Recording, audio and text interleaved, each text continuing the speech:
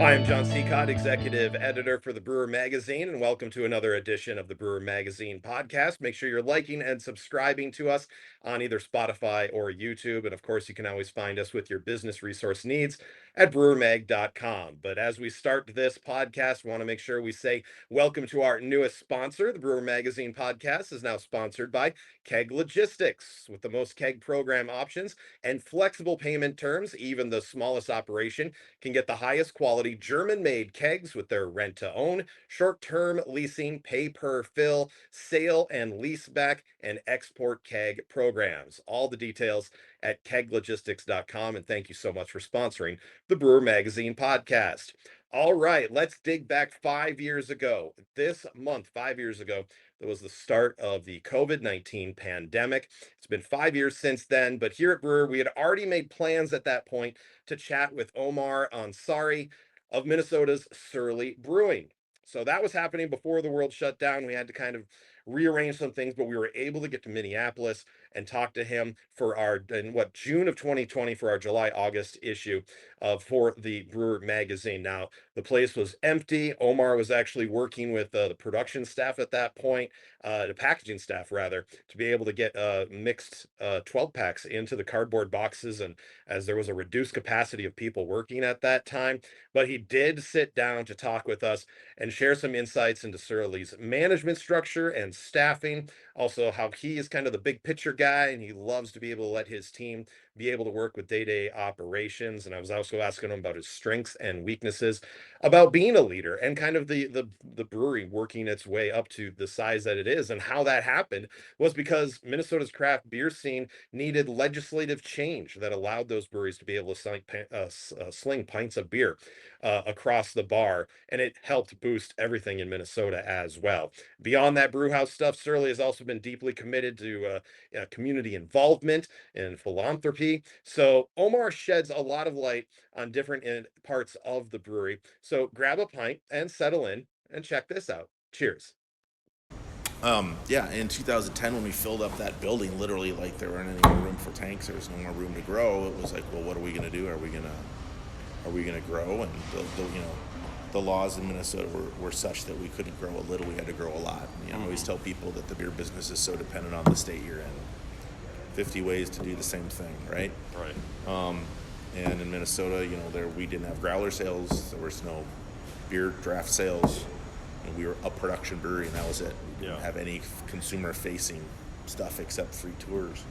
So that was when we decided to try and change the law that breweries could sell pints of beer, and that was kind of then the leveling up. That when that happened, we were then able to conceptualize this place and make it happen. And it wouldn't happen if we couldn't sell beer. It's this doesn't work giving away beer. Right. So.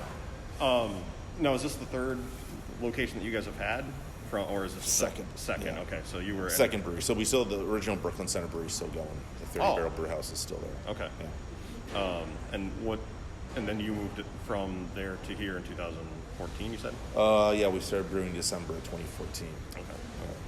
Okay. And the law was in place by then, so you guys were able to plan this. Yeah, the law we got after. the law changed and signed into signed in 2011, May of 2011. May of 2011, I think was the time. Okay. So yeah, it took 3 years to get this place going. So it took a lot longer than I thought to get it up and running. But that's once again another learning curve of like, oh my God, this is really complicated. Like buying land and working with architects and how do you do it. So yeah, it took a while. We looked at 80 different sites around the city and settled on this one. And if you would have come here back then, like there were no apartment buildings here. This project across this way just started. It's been fallow for all this time. So we were kind of the linchpin of the redevelopment of this whole area around here. So it was a little bit different when we got here. With the law change, how much were you involved with that and having to talk to legislatures and do all that stuff that you probably never had to thought you were going to do? I mean, I did it. So it certainly was the lead on that. I mean, I did it. So yeah, it was a very difficult process. Getting stuff done that is hard, and there's a lot of, Minnesota has a pretty strong lobby opposing any beer changes. So, I think someone told me we're the only state that breweries can't sell 6-packs and canned beer and bottled beer, and they just try to fight that, and it got shot down again, even in the pandemic. So it's just they're pretty tough to change. So, I remember when we started working on it, we talked to someone at the local paper about it, and they're like, we're not going to cover this. It's the same thing every year. Like, you bring stuff up, the industry brings stuff up and it disappears. It's not really, there's nothing to talk about. But we were able to make it a little bit bigger deal. So what was the question? Who did you have to ask the question to get the ball rolling? And, who was your advocates on the legislature? Well, we had to hire a lobbyist, so that was kind of a part of it to just work on the navigation of how things get done. And we had a guy, Clint Roberts, from One Simple Plan, who did our PR, which was instrumental in getting it done, because I kind of knew that was the only way to get it done. And we had a senator from Brooklyn Center who was an early adopter, so she was a Democrat, Senator Linda Scheid. So over there on the wall, there's a pint of glass at the state capitol. So that was the bill, the poster commemorating we got it done. So she was the lead and took a lot of arrows, and kind of the first time I really saw how it works. And unfortunately, she passed away before the bill got signed.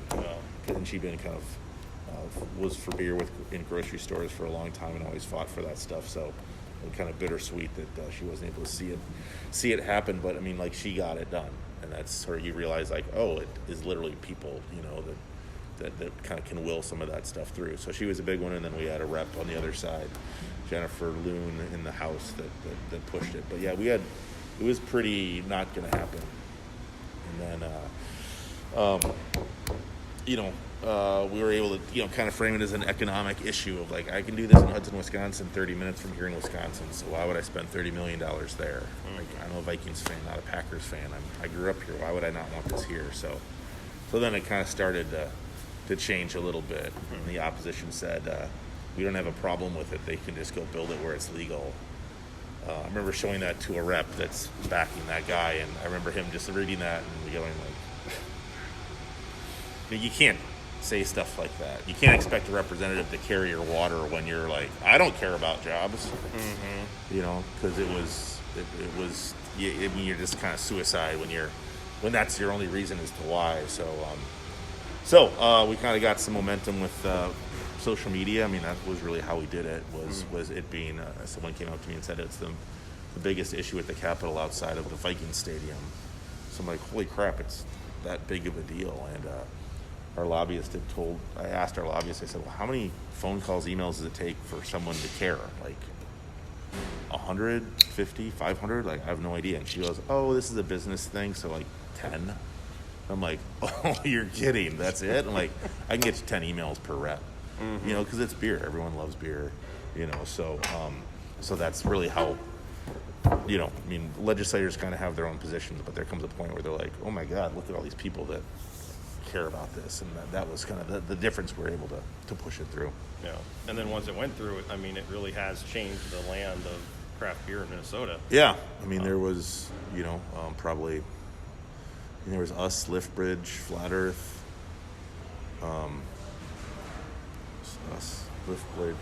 Fulton. There's probably, 6 breweries in the metro, and now there's 80 or 100. So, and the state's probably got 180 or 200. So, kind of know, going to other states and seeing what breweries are, and kind of wanting to bring that to Minnesota, I kind of knew, like, there'd be a lot of breweries. And, I think most people in the beer business agree it's a great, local gathering space for small communities. I mean, that's the cool thing. You see all of these small towns that have got one, and it's without a doubt, like, it's a civic pride. Like, we've got a brewery, that's where people get together, because it's not a bar. Up near where my folks' cabin is, there's a towny bar, and you don't bring your kids there. Like, they're raffling off a automatic weapon behind the bar, like it's a bar, which is fine. But tap rooms and breweries are usually a place where everyone's welcome, and it just feels a little different. So So we kind of, I sort of knew that would happen, and I mean, it's obviously exploded even more so. But hopefully, most people in Minnesota will see kind of some of the benefits of that change. Yeah. Well, and you guys really do care about the Minneapolis community, and like with the Surly Gives a Damn. You guys have been doing that for like a decade now, right? Yeah, they just had, this is their 10th official year of being a 501c3, so we got a full-time person that just focuses on nonprofit, like volunteer work and such. So, I think last week we donated all the proceeds to various groups involved in the protests and unrest. So I think we donated $37,000 for Black Lives Matter and some of the rebuild efforts, because some areas got hit pretty hard. And breweries are definitely big parts of the community that they're in. They have a pretty strong connection to the people that live in the community. So we do our best to try and give back in a manner that we can. What prompted that cause, and now 10 years? It was literally just we had so many people that would ask for free beer back in the day, and we were tiny, so we just give it to people. We didn't really have a rigorous donation policy like we do now. Now you got to be a 501c3. You have to fit in certain, groups that we're okay. Like, we're not going to give it like a kids organization, because that always feels kind of weird. And, but we used to just kind of do it all. So I mean, as soon as you open, the next phone call you get is, "Can I have free beer?" And you find out they're for fundraisers, they're for charity auction stuff, and you kind of realize just what a part beer is in a lot of, just in so many people's lives, and so many times where people get together. And it just seemed like, so it literally kind of stemmed from, oh my God, how do we handle all of these? I can't take it anymore. And we had some volunteers that wanted to get together in the name of Surly and do some volunteering work. And Mary was the gal that was helping with the donation piece. And I'm like, well, Mary, why don't you kind of take this by the horns? Because if people are going to start volunteering in the name of Surly, which is awesome, we should probably help organize it. And it just got to be was actually really challenging in the beginning, because most places that have people volunteering have like 8 or 10 people showing up, and we could bring 50 or 100 people.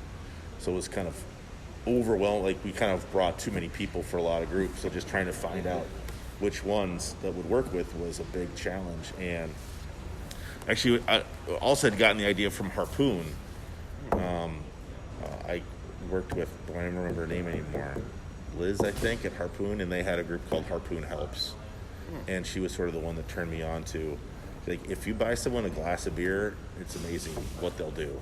Because at the end of every volunteer thing, we always go to a Surly bar and buy everyone a beer, and like, that's kind of what it's all about, is getting together with that group and having a beer, and just trying to find a way to give back a bit. So I think a lot of people want to do it. It's just always feels a little more complicated than, if you're a person, where do you go, or how do you do it? So it's like, nope, just sign up on a Surly thing and show up, work for a few hours, and then we'll go get a beer. So nice. It makes it easy for everyone.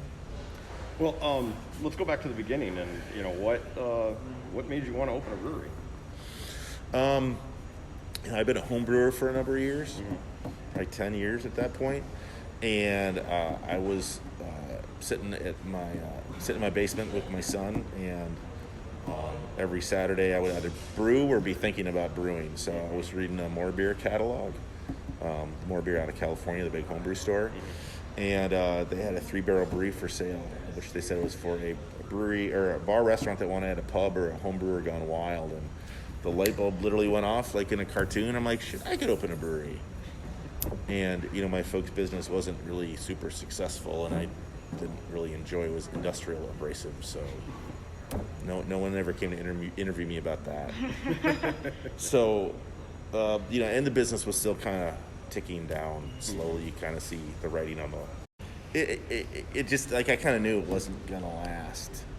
With the 10 biggest customers I had when I started working there in '92, we only had one left in 2004. Like, they'd either closed or moved to Mexico, because that's back, the first wave was Mexico, not China. And it just, it's a dirty manufacturing business that Americans don't want to do, so we had like 5 employees. I did everything. It just, so kind of having an idea of something new when we had the space to do it, and just kind of knowing that the Twin Cities it was just Summit.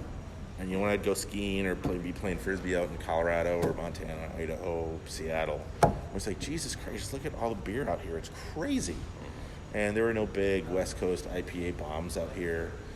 Someone had EPA and Bell's, which was practically considered local, even though they're in, Kalamazoo, 16 hours away. Two Hearted was kind of what everyone drank. So there was just, as a home brewer, I didn't brew dark beers. I just brewed IPAs. Just kind of it just seems so easy. Like everyone I know likes those beers, so it just seemed like kind of an easy opening to fill. I don't think I ever would have been. I wouldn't open a brewery now. I mean, I didn't know anything.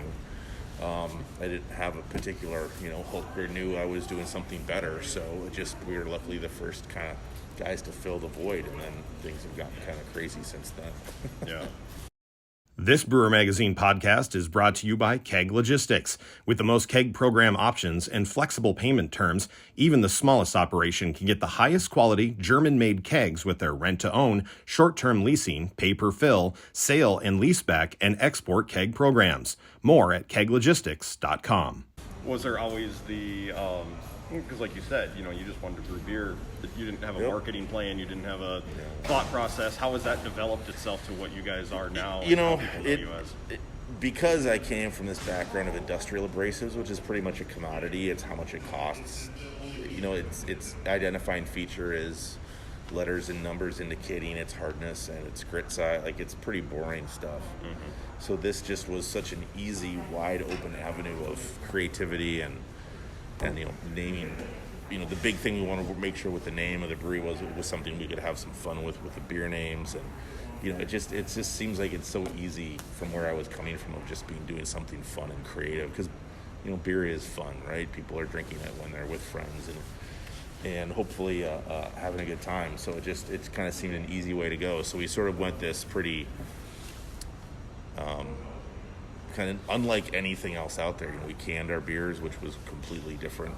No one else was doing that. I mean, not in this market. There wasn't anyone. I think we're the second brewery to put our beer in 16-ounce cans. I think Kettle House did it before we did. And it just was kind of easy to have this pretty vibrant, huge aesthetic to stand out, because there was nothing like it. I mean, now you go to a liquor store and it's like, Christ. Every color of the palette is out there, right? Like hot pinks and oranges and everything. But in 06 there just wasn't, and it was all bottled beer, which is different because all you've seen is the 6-pack, where we had a whole can to kind of do our art on. So it just seemed to be a easy way to kind of develop, and it was all organic. That poster, that build or painting up there with the Grim Reaper, that's Adam Turman, who he called asking for free beer for a fundraiser for Spam, sexy poster artist of Minnesota. And I'm like, well, hey, dude, I need some artwork, and it just was this big easy space to fill, and it just kind of it got filled. And Todd was very much into metal, so he definitely kind of had a dark theme to a lot of the stuff we did, and that was sort of the niche we filled, and it was fun just because it was so different than what anyone else was doing. Because when we started, like, we're not doing fucking canoes and lakes. I mean, I love it, but it's like I've seen enough of those ads that we're in the city, we're in the metro. Like, let's embrace that part of it, not just drinking beer on a campfire. So we tried to embrace a little bit more of an urban, gritty edge to the whole marketing. And it was all just, my wife and myself writing copy and doing everything, and we had a graphic designer, and it just kind of grew. So once again, no master plan, it just kind of happened. And now that you have that, you have people doing that for you now, are they learning the Surly process, or do they have to kind of have it coming in? They had to have an idea, but I think they've kind of refined it. Now there's there's books, and what is it called? What book did we write? Style guidelines, books, and trying to define, which I don't quite enjoy that process as much as just making it. But you kind of find them that you do, like we did get pretty scattershot over the years, and that was me, and But then, as you get bigger, you start looking at sets in the grocery store. And you're like, well, this whole thing doesn't make a lot of cohesive sense. I'm like, well, sure, I get it, but I mean, there's a reason each one of these cans I designed them the way that we did. But as you get bigger, you realize like that doesn't then work as well. And especially the further, I always worked in Minnesota because everyone knew us. But when we got out of Minnesota, then it's like, what the hell's going on with this design? Like, it's a mess. So it's trying to then tighten things up and give things a unified look. So that's certainly, the team and Bill, when he came over from Sierra, was like a lot of people, when they get to Surly, they're like, well, where's all the stuff? And I'm like, well, we don't really have anything official. He's like, oh, Christ. Like, all right, well, that's a 2-year project we need to start on, so we have got that done. So it's helped a lot, and that was part of the whole redesign with the S and trying to make it a little less, kind of the cartoon that it used to be, which even myself, I'll see some of the old cans, I'm like, it just looks like 2008, which is fine, but it just kind of looks old and cartoony to me, and so it changes kind of just the natural evolution of things. Well, and you mentioned leaving the state. When did you guys finally leave, and how is that? Obviously, like you said, you want to be able to have that precise message. Yeah, that was a real start and stop for us. I mean, we sent beer to Chicago, 2007, so early on, and we had so many big weird beers that we knew like a market like Chicago could handle a Rauch beer and not freak out, where there's just not a lot of bars that are going to pour that here in Minnesota, or certainly in 06, and it's just Chicago is a great place to go and drink, and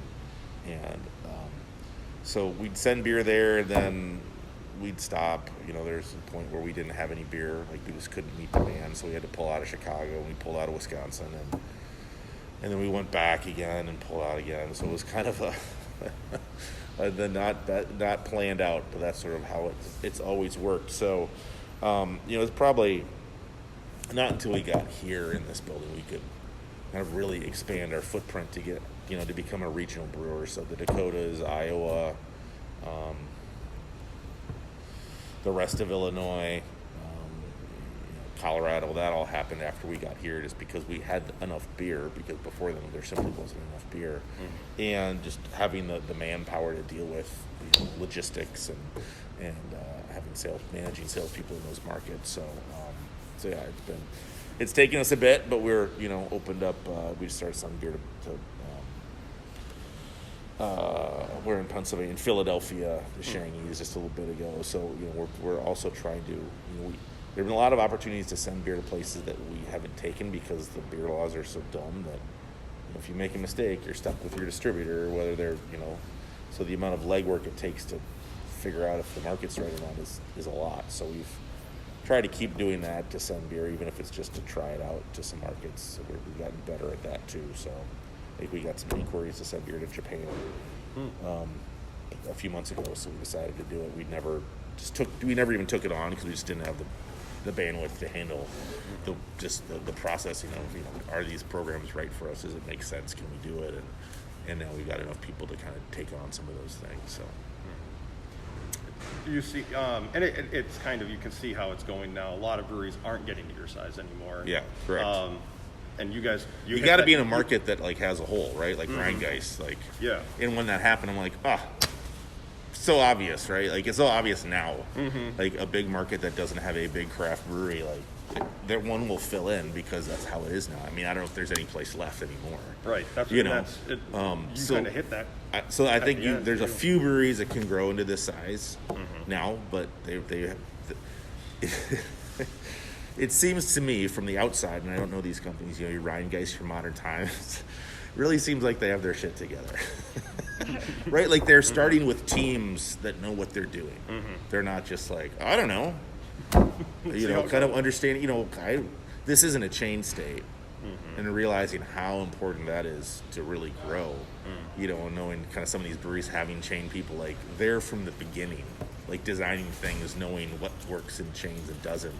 And that's like for us a tough thing, because we're not going to be strong in a chain state like Illinois or Michigan, because we're not local. So we're kind of in a bit of a hole. So yeah, I think some people can grow into it, but certainly not a lot anymore. Do you feel fortunate that you guys were able to kind of beat that curve. And did you want to be this big ever? I mean, in your mind? This never ever was any part of a plan. It just wasn't even an option. Just breweries weren't that big. When we opened, some bells were like 30, 40,000 barrels, and they were huge. So now they're 130 and 400. So it wasn't any plan. It just didn't seem reasonable. And it was the first craft brewers conference in San Diego.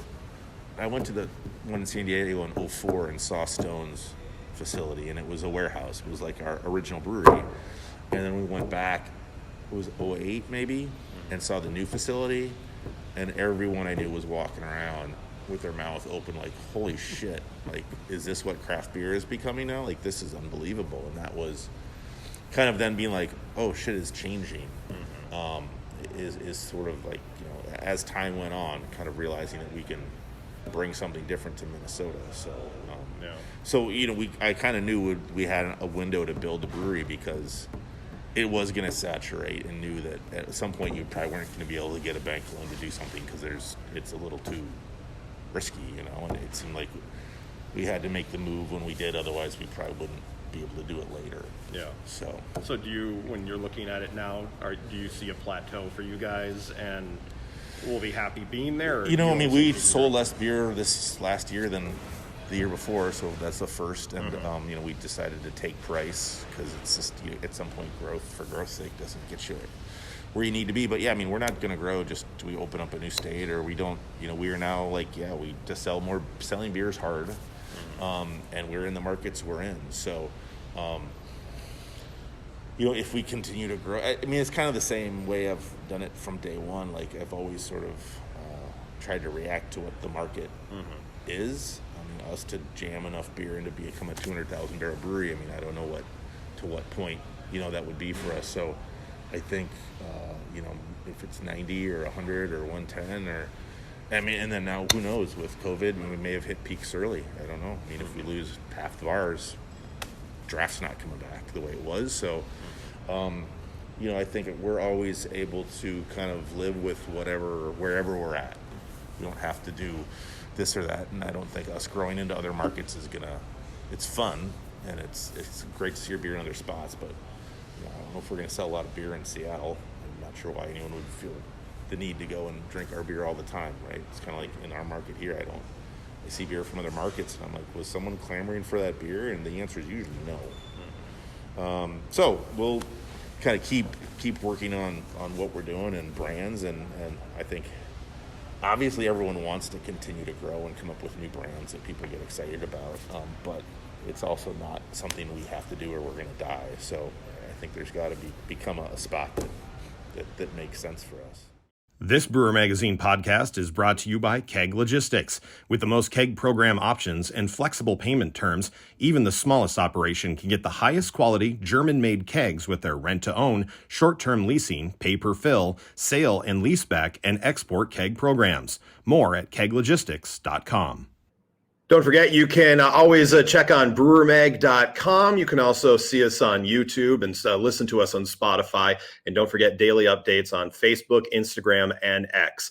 I'm Executive Editor John Seacott for brewermagazine.com.